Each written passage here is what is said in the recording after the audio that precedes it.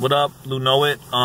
Just in the interest of making more content and keeping up with, you know, uploading stuff. This is a pretty guerrilla style video, but I'm doing a quick review of the both. It's sort of a combo, mainly about the theater, the Dolby ATMOS theater at 68th Street and Broadway, but also sort of an update on Alita because I saw it the second time there. So, I remember when the 68th Street Theater was built. Lincoln Center, it's called. I think it's on 66th actually. But I remember when it was built, and it was the first IMAX screen in the city. At the time, they were just doing like nature shorts on IMAX. That was before they started doing regular movies on IMAX. Anyway, the best theater in it, all the theaters are named after old famous theaters from the past. The Lowe's Theater was named after I guess the original Lowe's Theater, and that was the first theater on the right as you went in, and it was the biggest theater aside from the IMAX. So that theater recently was converted to a Dolby ATMOS theater, which I didn't know about until recently. And so Dolby ATMOS apparently has they have the reclinable seats, which have become standard in a lot of spots. It's reserved seating. These ones are kind of like black leather and have touch controls on like the armrest and are matte official. And so the seating was super dope. The way to do it is get the ones, they have like a wheelchair row where they have seats for the people that's sitting with people with wheelchairs. Now, people with the wheelchairs seem to rarely go to the movies, so those are often the best seats. There's no one in front of you. Anyway, so we got those seats, and then the screen, they use some sort of dual laser projection screen, which produces much darker black levels and a 1,000:1 contrast. So basically, and then the sound system is some next level. You can look up Dolby ATMOS. There's videos on Google, on fucking YouTube that have that break down sort of what it is. It's 11.1. 0.1 is obviously the subwoofer, and then it has additional subwoofers in like the middle of the theater, and it has speakers throughout the ceiling, and it's 11 channels of sound. So, you know, which that essentially gives them the ability to whatever, geolocate the sound. I don't know what you would call it, but like they can make the sound. So like if a helicopter's flying overhead, it's gonna, as opposed to just going from left to right, they can make it go like diagonally from like left to right to the back, and it'll feel like the sound will feel like it's going that way. And then the bass, you feel the bass. So the sound was sick, the screen was sick, and we saw it in 3D. And I don't know if I don't know if the Dolby 3D glasses are any different, but you know, I like the glasses. They were comfortable. They weren't like those big, cheap kind of feeling ones. These were like more compact ones, and matte official. So not as good if you wear glasses, I would imagine. The other ones are sort of designed better to go over glasses, but these ones are like designed to fit better and matte official. So this theater is, I can't recommend it enough. It's maybe the best theater I've ever watched a movie in. I like it better than the IMAX. It's 4K, 1,000,000:1 contrast, and basically super crispy, loud, official sound. Nice seats. And okay, boom. The other thing I want to mention is that the Stubbs A-List, so I signed up for that. That's like the best deal ever, especially with stuff like that, because the Dolby ATMOS Theater in NYC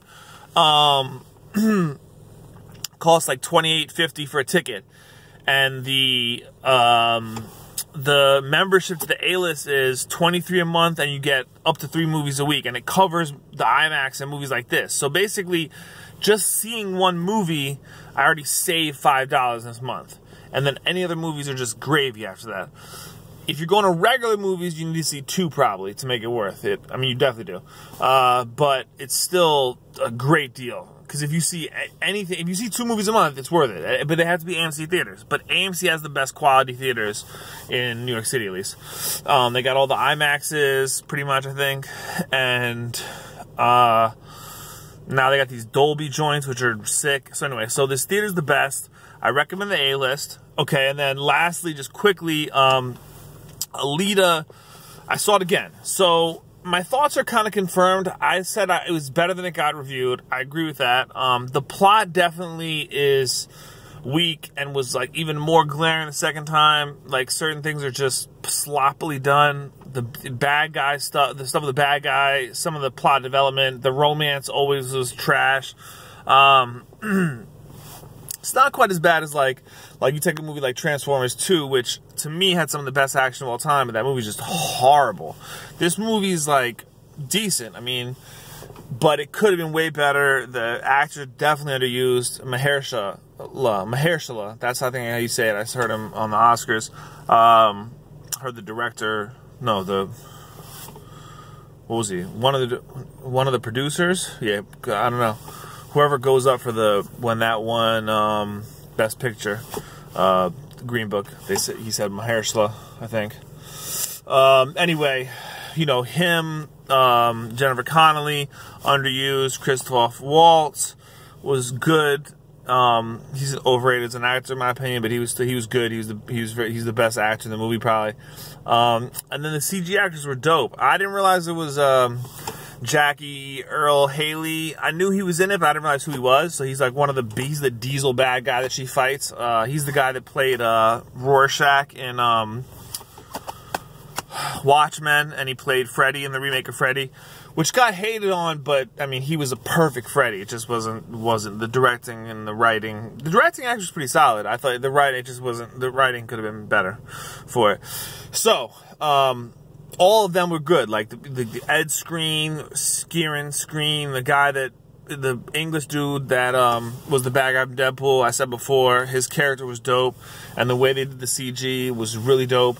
Like I enjoyed, like the parts that I didn't enjoy, I enjoyed even less this time. But the parts I did enjoy, I enjoyed even more. And the 3D was dope. The 3D was subtle, so it was like with 3D, there's like depth of field. So like the movies that kind of just slap it on in post-production don't do a great job of you know, making it sort of immersive 3D. It's just like kind of cutouts. It's like if you think of like the staging of a cheap like play, like some like school play, you'll have like bushes or whatever, and it'll just be a cardboard cutout that'll be, you know, in front, and then they'll have like another piece of the scenery, might be some other flat cutout. So that's kind of what like the cheap CG does, is they'll take one person in the foreground and sort of make them seem, you know, a little closer, and certain things in the background. But this one, like good 3D is either filmed with 3D cameras, or they do spend more time or do something different so that you actually get like a depth of field. So instead of it just being like one person is a little bit in the foreground, the thing is in the background,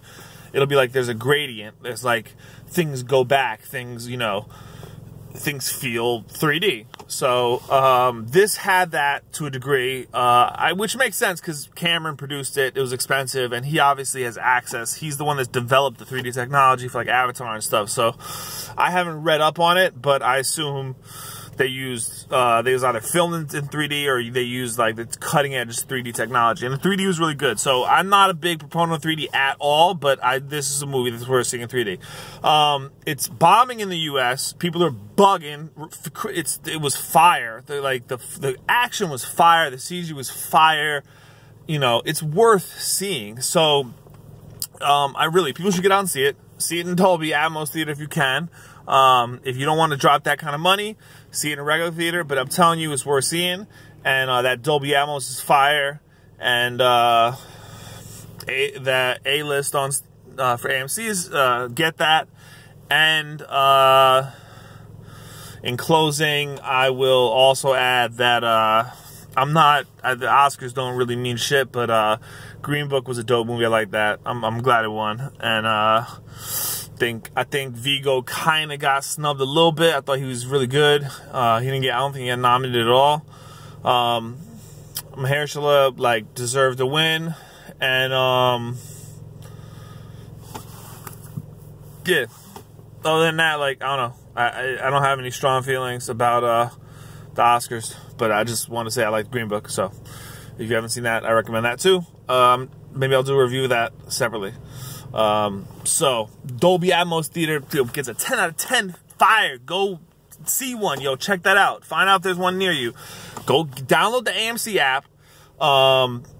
Sign up. You can sign up for the regular joint and just find out what theaters are near you and everything like that. Like, it's just well designed. Or boom, sign up for the you know, Stubbs Premiere or the A-List. A-List is the one that gets you the 12 movies a month for $23, and go, yo, you just do it off the app. Boom, get the barcode, and you got to bring your ID, and boom.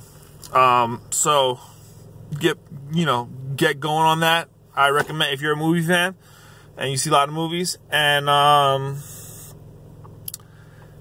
definitely, if you're an action fan, if you're a sci-fi fan, if you're an anime fan, if you're a Robert Rodriguez fan,